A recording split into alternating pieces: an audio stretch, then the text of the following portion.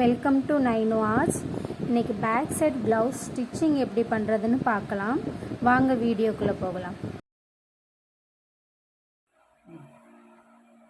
Blouse already cut பண்ணி வச்சாச்சு. இப்போ கீழே நம்ம 1.5 இன்ச்சு விட்டுருக்கோம் நார்மல் ப்ளவுஸ்க்கு.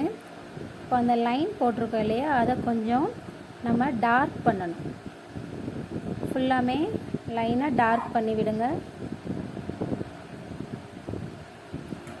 டார்க் பண்ணதுக்கப்புறம் லேசாக தட்டி விட்டிங்கன்னா அதில் உள்ள அச்சு ஆப்போசிட் சைடில் வந்துடும். இப்போ நம்ம அந்த ஸ்கேல் எடுத்து ஒரு லைன் போட்டுக்கிட்டோம்னா மெஷர்மெண்ட் மாறாது. அது அப்படியே நம்ம இப்போ என்ன செய்யணும்னா டபுள் ஃபோல்டு பண்ணணும். டபுள் ஃபோல்டு பண்ணிவிட்டு நம்ம ஒரு பின் எடுத்து அதை குத்தி வச்சுக்கலாம். மெஷர்மெண்ட் அப்போ தான் நம்மளுக்கு மாறாமல் இருக்கும்.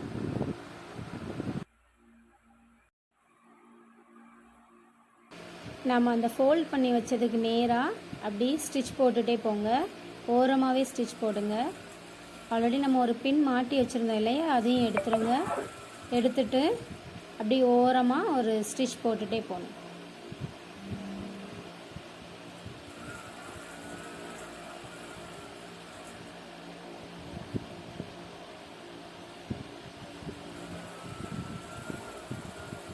இப்போ நாம் என்ன செய்யணும்னா, ஸ்டிச் போட்டாச்சு.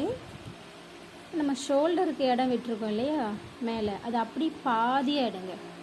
பாதியாக எடுத்திங்கன்னா மேலே கரெக்டாக பாதியாக எடுத்திங்கன்னா கீழே இருக்கிறது அப்படி ஃபோல்டு பண்ணுங்கள். இது நம்ம ஒரு 3.5 இன்ச்சு எடுத்தால் கரெக்டாக இருக்கும். 3.5 இன்ச்சு எடுத்துகிட்டு கீழே கரெக்டாக ஒரு 1/2 இன்ச் எடுங்க.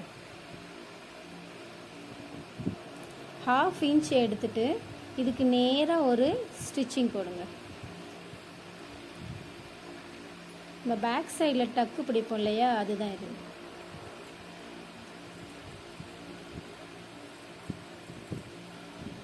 ரெண்டு ஸ்டிச்சிங் போடணும். 2 ஸ்டிச்சிங் கண்டிப்பாக போடணும், இல்லைன்னா அது பிரிஞ்சு வந்துடும்.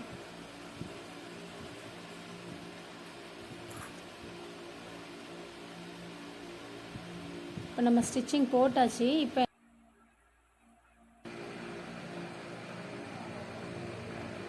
இப்போ இதில் ஸ்டிச் பண்ண மாதிரியே இந்த சைட்லேயும் அதே மாதிரி பாதியாக எடுத்துக்கோங்க. சேம் அதில் பண்ண மாதிரி தான் 3.5 இன்ச் எடுத்துகிட்டு மார்க் பண்ணிக்கோங்க. கீழே அது போல் 1/2 இன்ச் எடுத்துக்கோங்க.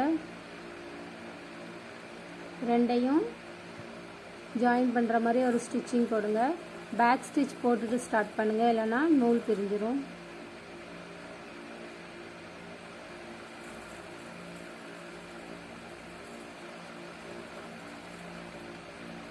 அவ்வளோதான். பேக் சைடு இவ்வளோ தான் ஸ்டிச் பண்ணணும். எல்லா நார்மல் ப்ளவுஸ்க்கும் இதே போல் இதே அளவு வச்சு ஸ்டிச் பண்ணுங்கள், கரெக்டாக இருக்கும். தேங்க்யூ.